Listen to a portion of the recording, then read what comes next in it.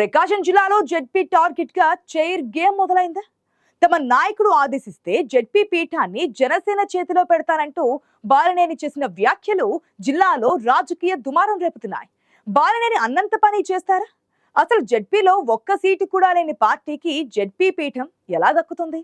మాజీ మంత్రి మాటల వెనుక అసలు లోకుట్టేంటి?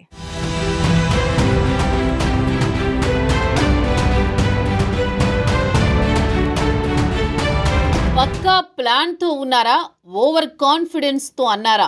జనసేన ఆవిర్భావ సభలో మాజీ మంత్రి బాలినేని చేసిన వ్యాఖ్యలు ప్రకాశం జిల్లా రాజకీయాల్లో హాట్ టాపిక్గా మారాయి. అధినేత ఆదేశిస్తే ప్రకాశం జిల్లా జెడ్పీ పీఠాన్ని జనసేన చేతిలో పెడతానంటూ బాలినేని చేసిన వ్యాఖ్యలు వైసీపీలో కలకలం రేపుతుండగా, జెడ్పీలో ఒక్క సీటు లేని జనసేనకు జెడ్పీ చైర్ ఎలా దక్కుతుందన్న చర్చ జిల్లా రాజకీయ వర్గాల్లో మొదలైంది. ప్రకాశం జిల్లా జెడ్పీ చైర్పర్సన్ గా వైసీపీకి చెందిన బూచేపల్లి వెంకాయమ్మ కొనసాగుతున్నారు. ప్రకాశం జిల్లా పరిషత్తులో మొత్తం 55 మంది సభ్యులుంటే వీరిలో 3 మృతి చెందారు.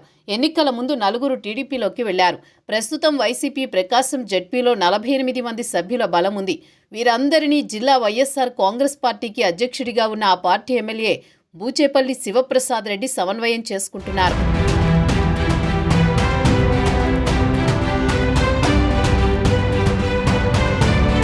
మాజీ మంత్రి బాలినేని శ్రీనివాసరెడ్డి వైసీపీని వీడి జనసేనలోకి వెళ్లినప్పటి నుంచి వైసీపీ అధిష్టానం అప్రమత్తంగానే వ్యవహరిస్తోంది. జిల్లాలో వైసీపీ క్యాడర్ బాలినేని వెంట వెళ్లకుండా జాగ్రత్త పడుతోంది. జిల్లాలోని అన్ని నియోజకవర్గాల్లో ఎక్కడికక్కడ వైసీపీలో బాలినేని అనుచరులుగా ముద్రపడ్డ వారితో టచ్లో ఉంటూ వారు బాలినేని వెంట వెళ్లకుండా చూసుకుంటోంది. అయితే బాలినేనితో రాబోయే సమస్యలను ముందుగానే అంచనా వేసిన జిల్లా వైసీపీ అధ్యక్షుడు బూచేపల్లి తమ జెడ్పీటీసీ సభ్యులెవరూ బాలినేని వైపు మొగ్గకుండా జాగ్రత్తలు తీసుకుంటున్నారు.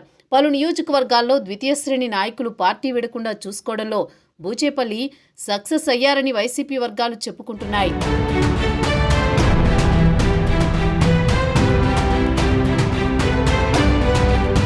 బాలినేని జనసేన పార్టీలో చేరిన తర్వాత ఆయన అనుచరులుగా ముద్రపడ్డ ఒంగోలులోని పలువురు వైసీపీ కార్పొరేటర్లు జనసేనలోకి వెళ్లారే తప్ప జిల్లాలో వైసీపీకి చెందిన ద్వితీయ తృతీయ శ్రేణి నేతలెవరూ బాలినేని వెంట నడవలేదు.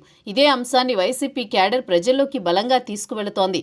ప్రకాశం జెడ్పీ చైర్మన్ పీఠం నుంచి వైసీపీని దించివేస్తారంటూ జనసేన పార్టీ ఆవిర్భావ సభలో బాలినేని చేసిన వ్యాఖ్యలు జిల్లా రాజకీయ వర్గాల్లో చర్చనీయాంశమయ్యాయి.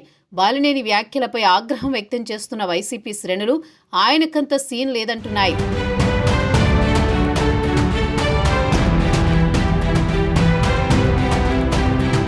నా కుర్చీ టచ్ చేసి చూడు ఏం జరుగుతుందో చూస్తానంటూ బాలినేనికి స్ట్రాంగ్ వార్నింగ్ ఇచ్చారు జెడ్పీ చైర్మన్ వెంకాయమ్మ. రాజకీయ అవసరాల కోసం పార్టీ మారిన బాలినేని పవన్ కళ్యాణ్ మెప్పు పొందేందుకే ఇలాంటి ప్రగల్భాలు పలుకుతున్నారని ఫైర్ అయ్యారామె. అయితే బాలినేని జిల్లాలో స్థానిక సంస్థలను కూటమి పార్టీలు కైవసం చేసుకునేలా వైసీపీ నుంచి జనసేనలోకి ఎలా చేర్చుకోవాలనే దానిపై పవన్ కళ్యాణ్తో ప్రస్తావించినట్లు తెలుస్తోంది. ప్రస్తుతం జిల్లా మండల పరిషత్ పదవుల కాలపరిమితి 4 ఏళ్లు పూర్తవడంతో అవిశ్వాస తీర్మానంతో తొలగించే అవకాశం ఉంది. ఈ నేపథ్యంలోనే బాలినేని జెడ్పీ పీఠం గురించి మాట్లాడినట్లు రాజకీయ వర్గాల్లో చర్చ జరుగుతోంది.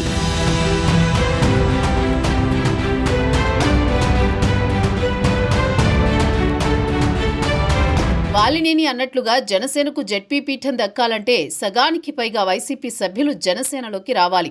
ప్రస్తుతం జిల్లాలో నెలకొన్న రాజకీయ పరిస్థితులు ఇదంతా ఈజీ అయ్యే పని కాదనేది రాజకీయ విశ్లేషకుల అంచనా.